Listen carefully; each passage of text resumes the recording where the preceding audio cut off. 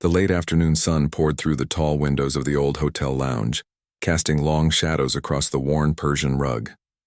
Outside, the film festival buzzed, fans lining up for screenings, street musicians tuning guitars, the occasional flash of a celebrity stepping out of a black SUV. But inside this quiet corner, the air felt still, almost reverent. A young journalist sat across from Clint Eastwood, notebook open, voice recorder placed carefully between them like a small offering. He'd rehearsed his questions a dozen times, but now, facing the man himself, his throat felt dry. Eastwood wore a simple navy shirt, sleeves rolled just past his elbows. At 93, his face carried the deep lines of someone who'd spent a lifetime watching the world closely. Laugh lines around his eyes, creases from squinting into sunsets, the kind of face that told stories without saying a word. He sipped black coffee, no sugar, no cream, and listened patiently as the journalist asked about his early days in Hollywood, his transition from acting to directing, the themes that kept pulling him back to the camera.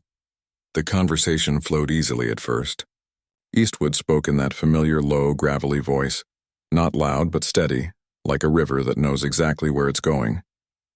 He talked about the discipline of filmmaking, how he still preferred shooting on film when he could, how he liked to keep takes minimal because real life doesn't give you 10 chances to say something right. The journalist nodded, scribbling notes, trying to keep up. Then came the moment neither of them expected to matter. "You've been making movies for over 60 years, the journalist said, choosing his words carefully. And your style, your pacing, your characters, they feel timeless but also different from what's popular now. Some people say your work leans into the past, that you're old-fashioned." He didn't say it harshly. In fact, he almost smiled as he said it, as if softening the blow with a compliment. But the word hung in the air like smoke after a match is blown out. Eastwood didn't react right away. He set his coffee cup down slowly, the ceramic clicking against the saucer. For a heartbeat, maybe two, he just looked at the young man. Not with anger, not with disappointment, but with something quieter, sharper. Like he was measuring the distance between them, not in years, but in understanding. Then he leaned back in his chair, the leather creaking softly. "Old-fashioned," he repeated, tasting the word like it was unfamiliar. He paused, eyes drifting toward the window where the golden light was beginning to fade. "You know," he said finally, voice calm but edged with something unshakable, "I've heard that before. Back when I made Unforgiven, they said Westerns were dead.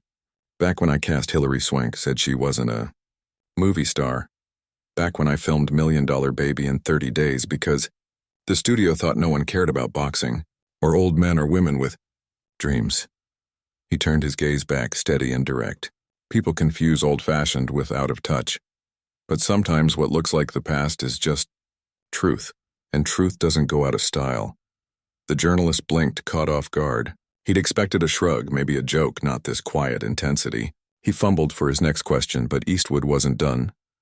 "I don't make movies to chase trends," he continued, voice dropping slightly, as if sharing a secret. "I make them because there's something in the story that won't let me go. A person, a moment, a choice.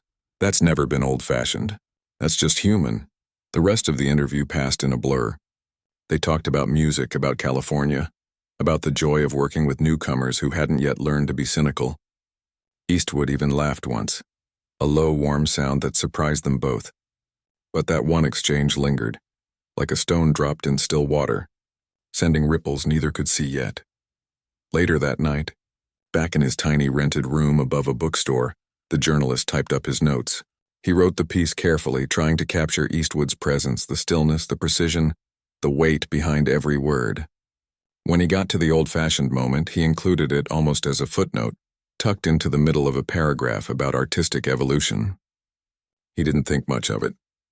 It was just one line in a long conversation. But when the article went live a week later, that line found its way out of the paragraph and into the world. At first, it was just a quote on a film blog. Clint Eastwood called old-fashioned by rising journalist. Then a podcast host read it aloud, chuckling. Guess legends really do fade. A Twitter thread popped up. Is Clint Eastwood still relevant? With replies split between he's a national treasure and his time was the 70s. Not now. Someone made a meme, a black and white photo of Eastwood squinting, captioned, When you realize your entire filmography is your grandpa's playlist, none of it was malicious. Most of it wasn't even personal. It was just the internet doing what it does, simplifying, exaggerating, moving on. But words have weight, especially when they land on someone who spent a lifetime listening more than speaking. Eastwood didn't read the articles. He didn't scroll through social media. He didn't even own a smartphone. But his assistant printed out a few clippings just in case. And one evening, sitting alone in his study with his dog curled at his feet, Eastwood read the line again. "You're seen by many as old-fashioned." He didn't throw the paper away. He didn't call the journalist. He just folded it neatly and placed it in the drawer of his desk, next to scripts, old photographs, and letters from fans he'd never met, because something had stirred in him. Not anger, not pride, but purpose. He'd spent the last few years slowing down, taking fewer meetings, saying no more often than yes. He'd thought maybe it was time to step back, to let the next generation take the wheel. But now, sitting in the quiet of his home, he remembered why he'd started in the first place. Not for fame, not for awards, but because stories mattered.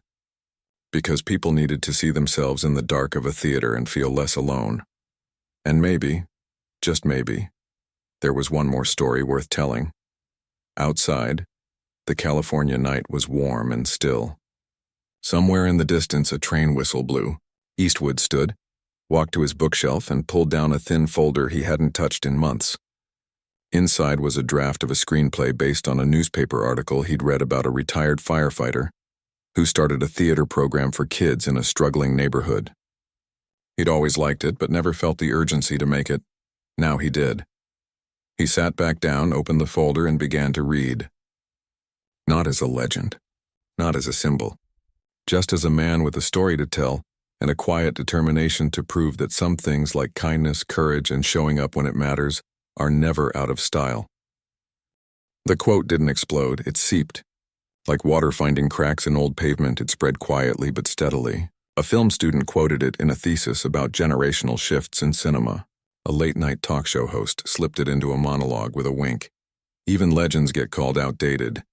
Online, it became shorthand for debates about whether classic storytelling still had a place in an age of algorithm-driven content and rapid-cut editing. Most people didn't even remember who'd said it, just that someone had called Clint Eastwood old-fashioned, and somehow, that felt both obvious and strangely sad. In studios and production offices, the chatter was more measured. Executives exchanged glances during meetings. He's still sharp, one would say. But is there an audience for another slow-burn drama from him? Another would nod. His last film did okay on streaming, but it wasn't trending. The truth was, Hollywood had moved on, or thought it had. Superheroes, franchise reboots, AI-assisted scripts, and influencer-led projects dominated the conversation. A quiet film about ordinary people making hard choices? That felt like something from another era. But in a modest office in Carmel, far from the polished lobbies of Los Angeles, Eastwood wasn't listening to any of it. He hadn't issued a statement. He hadn't posted a response. He didn't need to. His answer was already taking shape, not in words, but in pages. For years, he'd kept a folder labeled simply Stockton. Inside was a newspaper clipping from 2019 about a retired firefighter who'd turned an abandoned community, sent her into a theater space for local teens. The man had no formal training in drama, just a belief that kids needed somewhere to belong, and that telling stories, even clumsy ones, could help them find their voice. Eastwood had read the article on a slow Sunday morning and tucked it away, thinking there's something there. But life moved on. Other projects came and went, and the folder gathered dust. Now it was open again. Every morning after breakfast, he'd sit at his desk with a yellow legal pad and a cup of black coffee, writing by hand. No fancy software, no team of writers, just him, the rhythm of his pen, and the memory of that firefighter's face in the grainy photo.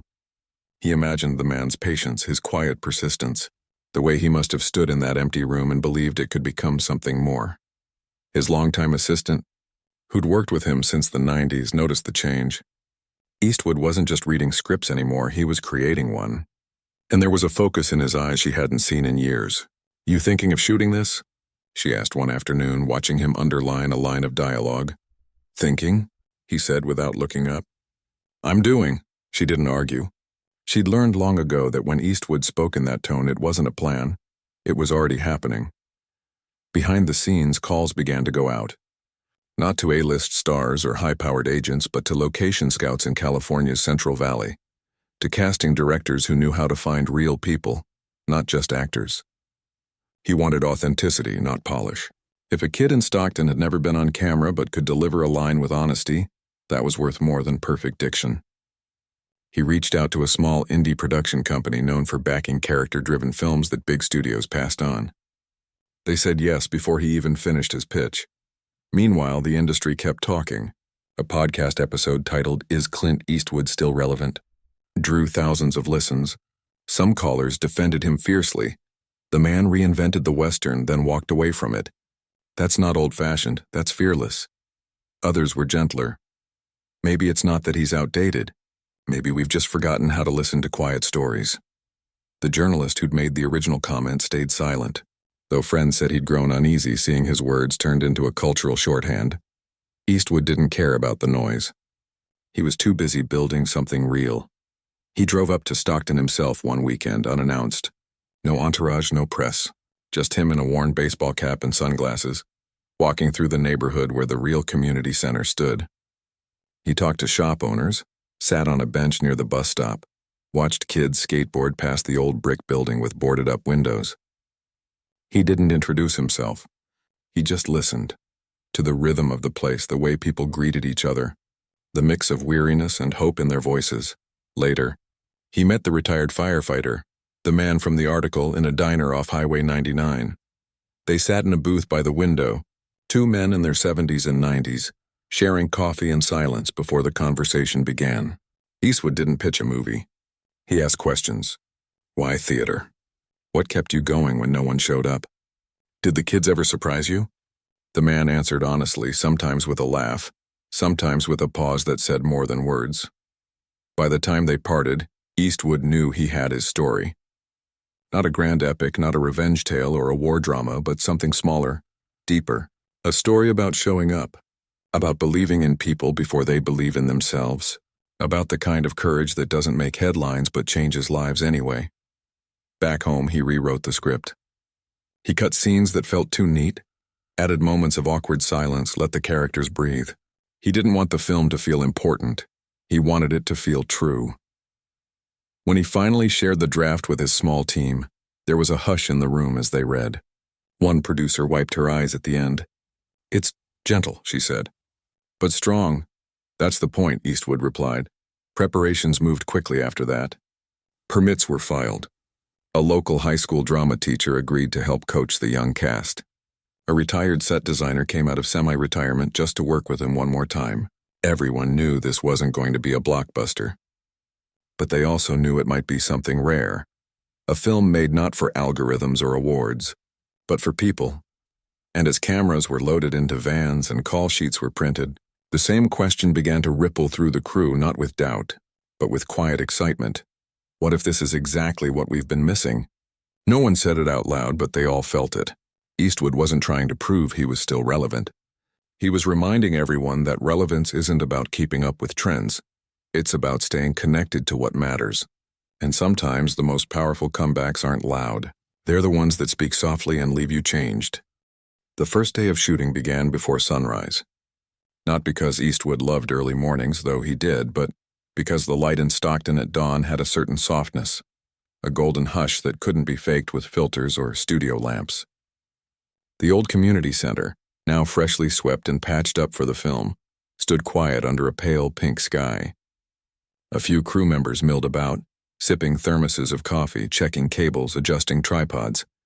Most had never worked on a set this small, this stripped down. There were no trailers, no craft services with endless snacks, just folding chairs, a cooler of water, and a whiteboard listing the day's scenes in Eastwood's neat, slanted handwriting. He arrived in his own car alone, wearing the same kind of work shirt he'd worn to the interview weeks earlier. No fanfare. He nodded at the crew, shook hands with the local electrician who'd volunteered to help, and walked straight to the main room, the heart of the story, where a group of teenagers sat nervously on mismatched chairs. None of them were professional actors. One worked part-time at a tire shop. Another was studying to be a nurse. A third had never been inside a movie set before and kept glancing around like he might wake up from a dream. Eastwood didn't give a pep talk. He didn't need to. He simply sat across from them, looked each in the eye, and said, "Just be yourselves. If you forget a line, that's fine. Say it your way. Truth matters more than perfection." That became the rhythm of the whole shoot. 6 days a week, often starting at 5:30 a.m., they worked in the same building where the real story had unfolded. Eastwood moved slowly but with purpose, watching every take through the monitor, rarely calling cut unless something felt forced.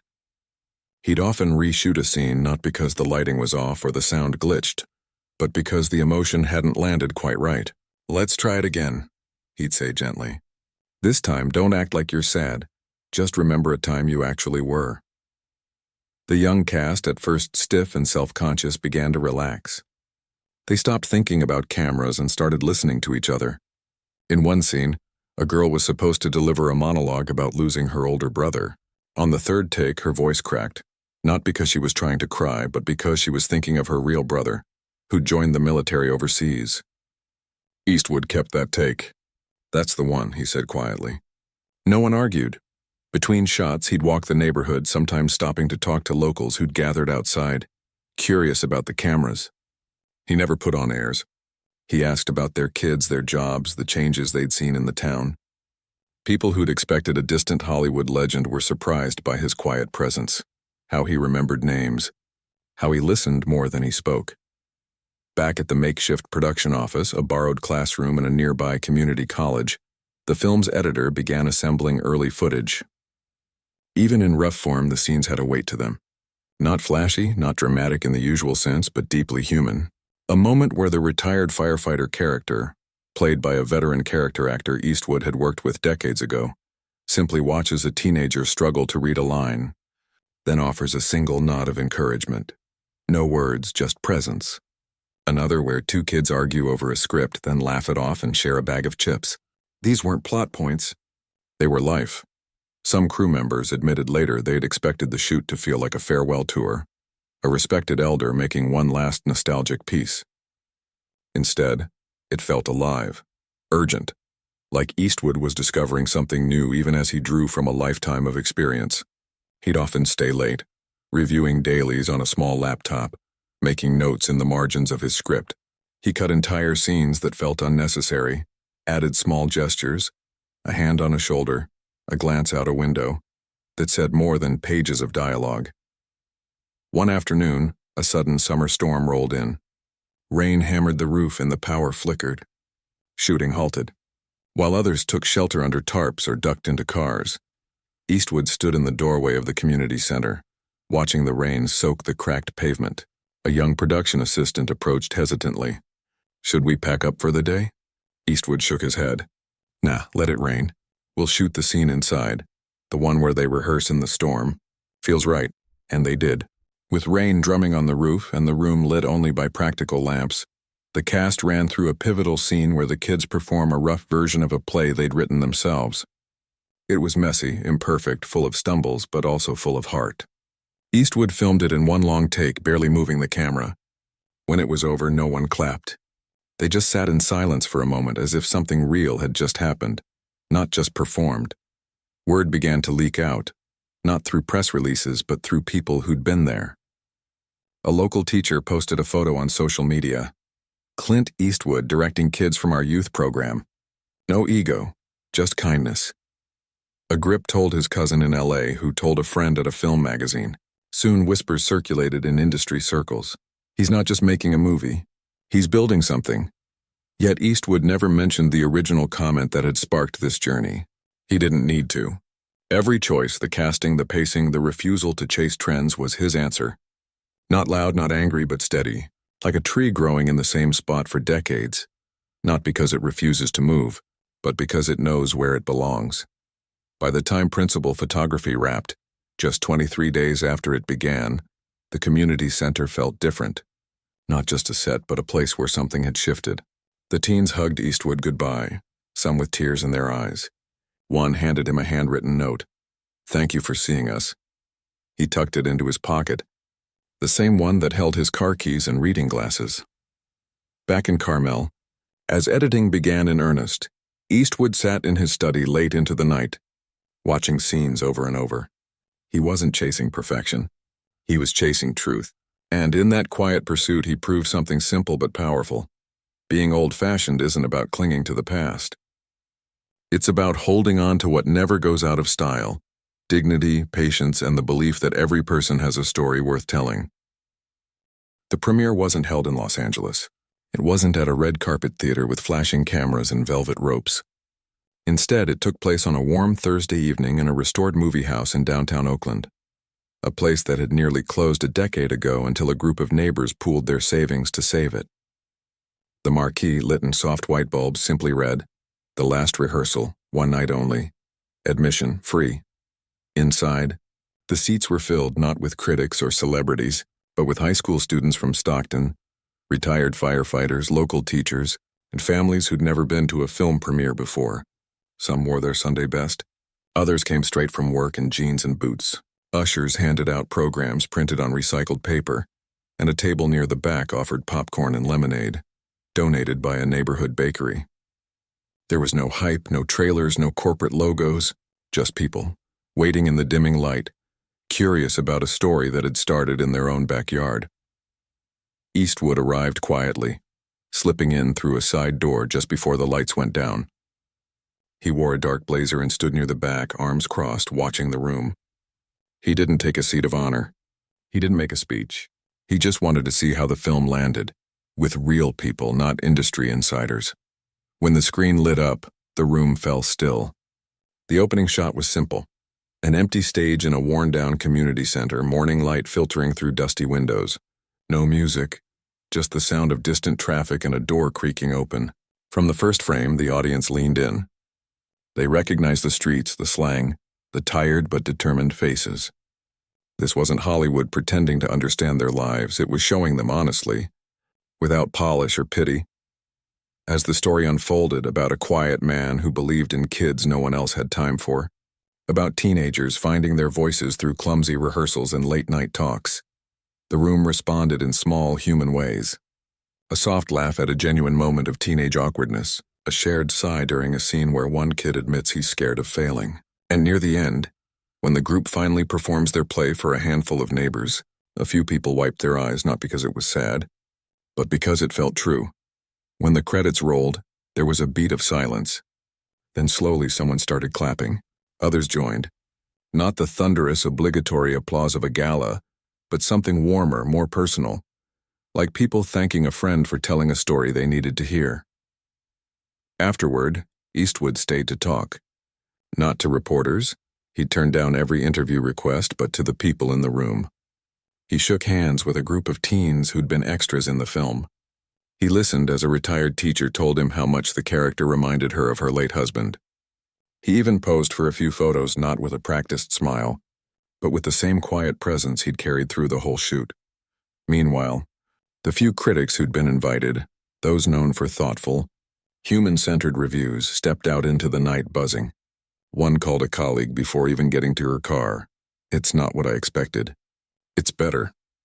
Another sat on a bench outside, typing notes into her phone, trying to capture the feeling.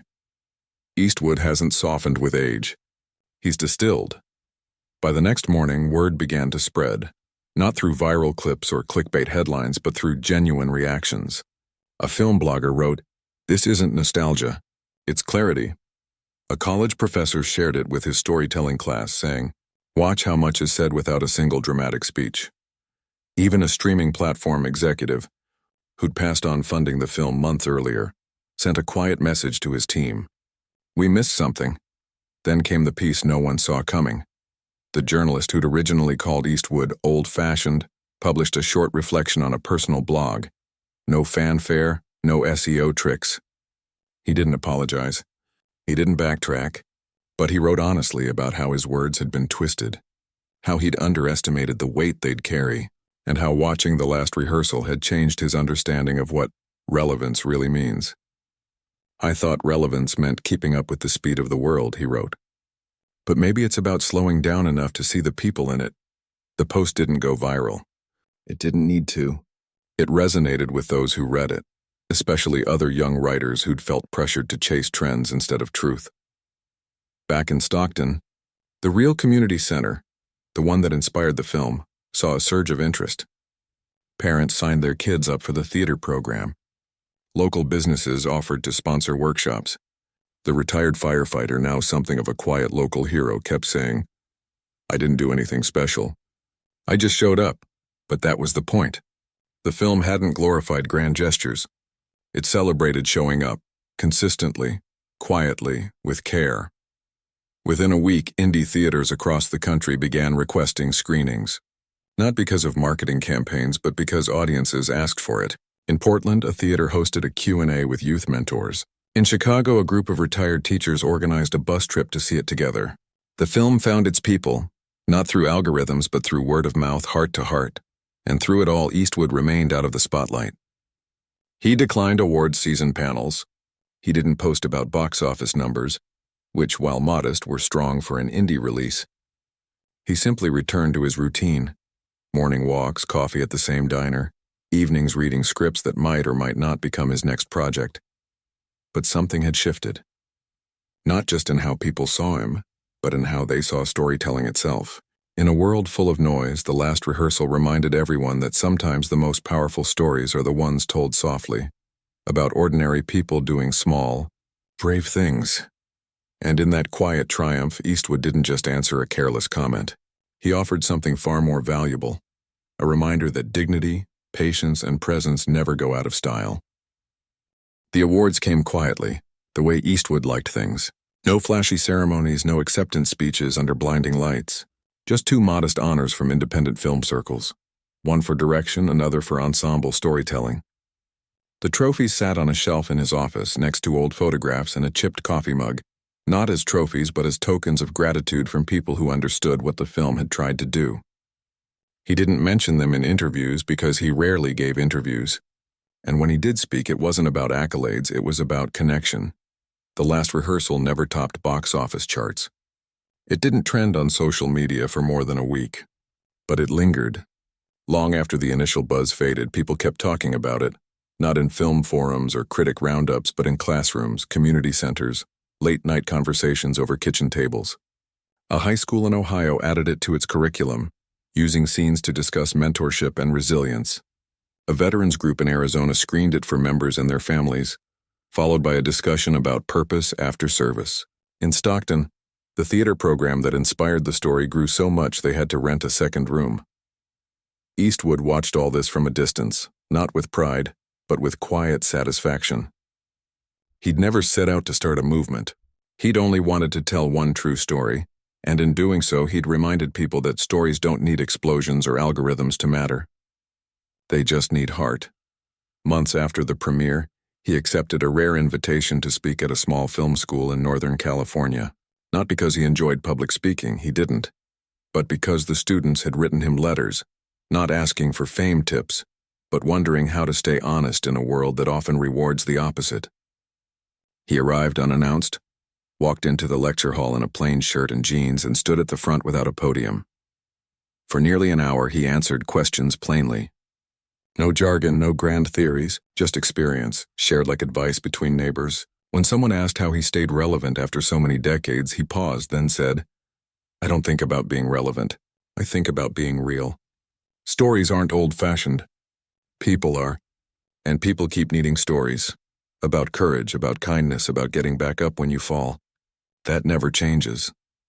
Afterward, a student lingered, too shy to speak during the Q&A. He finally approached Eastwood as he was putting on his jacket. "Did you make the film because of what that journalist said?" he asked softly. Eastwood looked at him for a long moment. Then he smiled just slightly. "Not because of him. Because of me. I needed to remember why I started. And maybe others needed to remember too." That exchange, like so much of what followed, wasn't captured on camera or posted online. It lived only in memory, which was exactly how Eastwood preferred it. Back home, life returned to its usual rhythm. Mornings with coffee and the newspaper. Afternoons walking his dog along the coastal trail. Evenings reading scripts, though fewer came his way now, and he was fine with that. He'd said what he needed to say. If another story called to him, he'd listen. If not, he'd be content with silence. But the ripples from the last rehearsal kept spreading in ways no one could have predicted.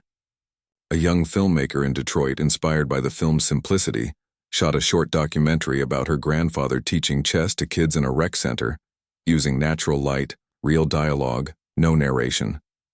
She credited Eastwood not as an idol, but as a reminder that you don't need permission to tell a human story. In film schools, professors began using the movie as a counterpoint to fast-paced, effects-heavy storytelling. "Watch how much happens in the quiet," they'd say. "Watch how trust is built not through plot twists, but through presence." Even the journalist who'd sparked the whole journey found a new direction.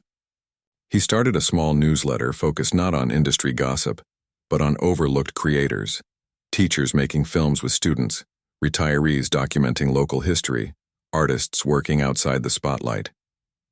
In his first issue, he wrote, "Sometimes the most important voices aren't the loudest. They're the ones who show up, stay steady, and speak from the heart." Eastwood never read it, but if he had, he might have nodded and gone back to his coffee.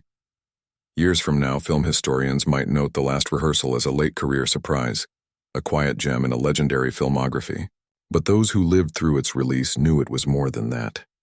It was a course correction, a gentle nudge back toward what matters. In an age of noise, it chose stillness. In a time of performance, it chose authenticity. And in a culture obsessed with what's next, it honored what's real. Eastwood never claimed to be ahead of his time. He simply refused to let time dictate what stories were worth telling, and in doing so, he proved that legacy isn't built on defiance or spectacle, but on consistency, on showing up again and again, with something honest to offer. One evening, as the sun dipped below the Pacific, he sat on his porch, dog at his feet, script in his lap. It wasn't a new project, just an old one he'd never finished about a lighthouse keeper and a lost sailor. He read a few pages, then closed it, gazing out at the water. He didn't know if he'd ever film it. Maybe not, but that was okay. The act of caring, of believing a story mattered, was enough, because in the end, that's what lasts. Not headlines, not trends, not even fame, just the quiet certainty that if you tell the truth, someone will hear it. And sometimes that's all the comeback you need.